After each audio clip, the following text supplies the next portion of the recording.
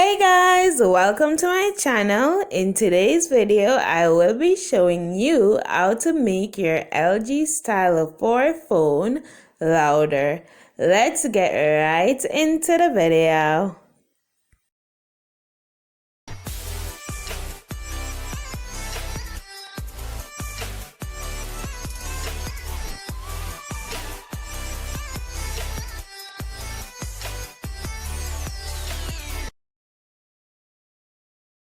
The first thing to do is slide down and click on Settings. After doing so, click on Sound. Next, scroll down and click on Sound Quality and Effects. You will realize that the equalizer is now on normal. This is what the normal volume looks like.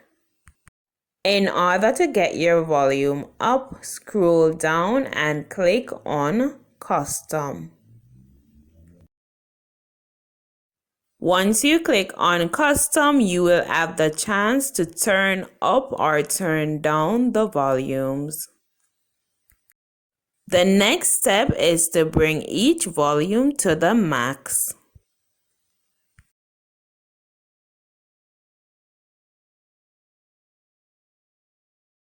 You can always reverse this process.